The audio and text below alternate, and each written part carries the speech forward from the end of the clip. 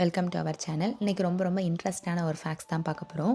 நம்ம மனுஷங்க வந்து ஒரு நாளைக்கு 2 தடவை ப்ரஷ் பண்ணுறோம். அப்படி ப்ரஷ் பண்ணுமே நமக்கு நிறைய பல் சம்மந்தப்பட்ட ப்ராப்ளம் வருது. ஆனால் அனிமல்ஸ் வந்து வருஷ கணக்கில் ப்ரஷ் பண்ணுறதே கிடையாது. ஏன் அதுக்கு அந்த மாதிரியான ப்ராப்ளம்ஸ் வர்றது கிடையாது அப்படின்னா நிறைய ரீசன் இருக்குது.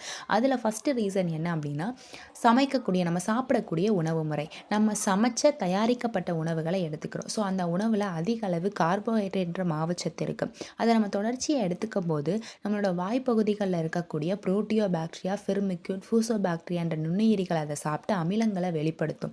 ஸோ அந்த அமிலங்கள் தான் வந்து பல் சொத்தையை உருவாக்கும். இப்போ அந்த அமிலங்களை நியூட்ரலைஸ் பண்ணி நம்ம வாய்ப்பகுதிகளிலேருந்து வெளியேற்றணும். ஸோ அதுக்கு தான் நம்ம ப்ரஷ் பண்ணுறோம். ஆனால் விலங்குகள் சாப்பிடக்கூடிய உணவு முறை வேறு மாதிரி இருக்கும். அதே மாதிரி ஒரு சில விலங்குகள் வந்து நமக்கு எப்படி பால் பற்கள் விழுந்து அடுத்த பற்கள் முளைக்குதோ அதே மாதிரி அதுக்கு 2 தடவை 4 தடவை கூட பல் விழுந்து முளைச்சிரும். அதே மாதிரி நமக்கு முடி நகம்லாம் எப்படி வந்து தேஞ்சு போச்சுன்னா அடுத்த நகை வளருது இல்லையா? ஸோ அதே மாதிரி எலிகளுக்குலாம் என்ன ஆகும் அப்படின்னா பல்லு தேஞ்சு போச்சுன்னா அடுத்தடுத்து வந்து வளர்ந்துக்கிட்டே இருக்கும். ஒரு சில அனிமல் என்ன பண்ணும் அப்படின்னா பல்லு ஒருவேளை தேஞ்சு போச்சு சொத்தையாயிடுச்சுன்னா அது துப்பிடும். ஸோ அந்த இடத்துல மறுபடியும் புதுசாக வந்து பற்கள் முளைக்கும். அதே மாதிரி நம்மளோட ஆயுள் காலம் ரொம்ப அதிகம். ஸோ நம்ம ஆயுள் காலம் ஃபுல்லாக பல் வேணும் அப்படின்னா அதை நம்ம சேவ் பண்ணணும். ஆனால் அனிமல்களோட ஆயுள் காலம் கம்மி. ஸோ அது பல் ஏதோ ப்ராப்ளம் ஆகி சொத்தையாகி பல் விழுகிறதுக்குள்ளே அது இறந்தே போயிடும்.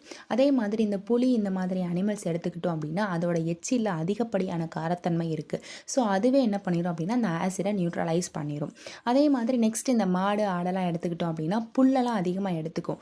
ஸோ அதை சவைச்சு சாப்பிட்றதே வந்து பல் தேய்க்கிறதுக்கு சமானம்தான்.